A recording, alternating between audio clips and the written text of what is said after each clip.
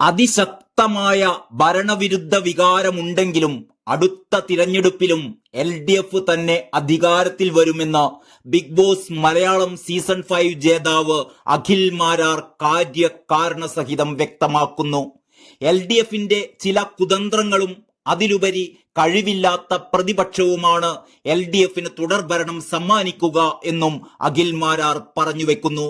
Facebook പോസ്റ്റിലാണ് Akhil മാരാറിന്റെ ഈ പ്രതികരണം.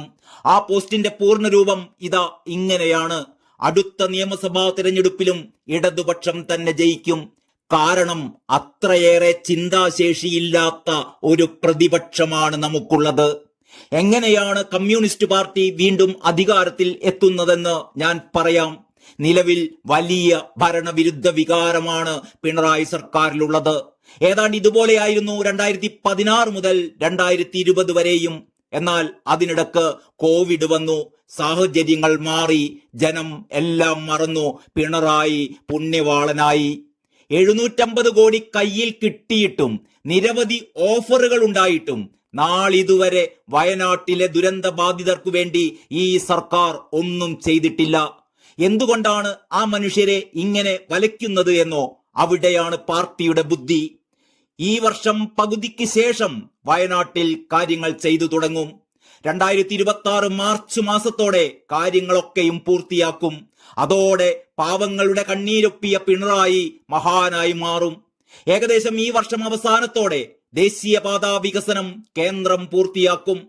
PR ആശാനായ മരുമോൻ മന്ത്രി സകല പെരിങ്ങോടന്മാരെയും വിളിച്ച് നാട് മുഴുവൻ പാടി അറിയിക്കും ഇടത് സർക്കാരിന്റെ നേട്ടമെന്ന്.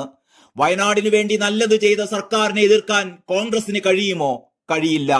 നാഷണൽ ഹൈവേ മോദിയുടെയും നിതിൻ ഗഡ്കരിയുടെയും ഇച്ഛാശക്തിയുടെ വിജയമാണെന്ന് കോൺഗ്രസിന് പറയാൻ പറ്റുമോ?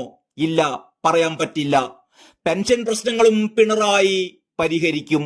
അതിനേക്കാളുപരി ഓരോ മണ്ഡലത്തിലും CPM മികച്ച സ്ഥാനാർത്ഥികളെ നിർത്തുമ്പോൾ അപ്പുറത്ത് അധികാര കൊതിമൂത്ത കടൽ കിഴവന്മാർ സീറ്റിനു വേണ്ടി പരസ്പരം കൊത്തിക്കീറുകയായിരിക്കും.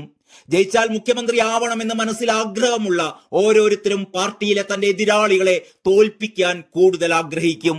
ഇന്നലകളിൽ കോൺഗ്രസിന് വോട്ട് ചെയ്ത പലരും മരണപ്പെട്ടു പോകുമ്പോൾ പുതിയ തലമുറയെ ഒരു രീതിയിലും ആ പാർട്ടി ആകർഷിക്കുന്നില്ല. അവർക്കാണെങ്കിൽ രാഷ്ട്രീയം തീരെ താല്പര്യവുമില്ല. അവർക്കാകെ ഇഷ്ടവും വിശ്വാസവുമുള്ള കോൺഗ്രസ് നേതാക്കന്മാർ ഷാഫി പറമ്പിലും രാഹുൽ മാങ്കുട്ടവും മാത്യു കുഴൽനാടനും മാത്രമാണ്.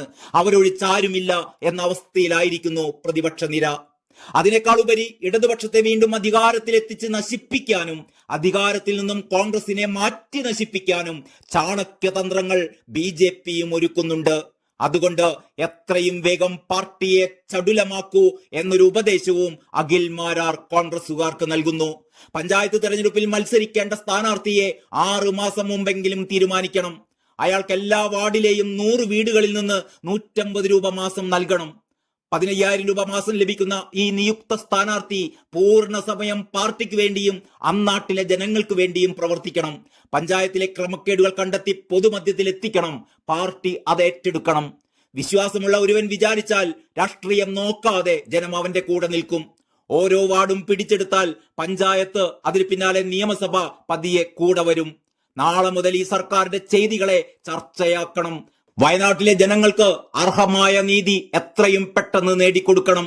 സർക്കാർ ചെയ്തതല്ല എന്നും പ്രതിപക്ഷം നേടിക്കൊടുത്തതാണ് എന്നും സമൂഹത്തെ ബോധ്യപ്പെടുത്തുകയും വേണം.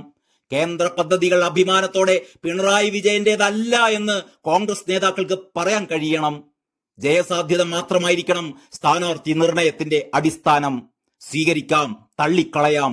ഇടതുപക്ഷം നിലനിൽക്കാനും ഈ നാടിന് ഗുണമുണ്ടാവാനും ഭരണം മാറുന്നത് തന്നെയാണ് നല്ലത് എന്നാണ് അഖിൽ മാരാർ ചൂണ്ടിക്കാണിക്കുന്നത്.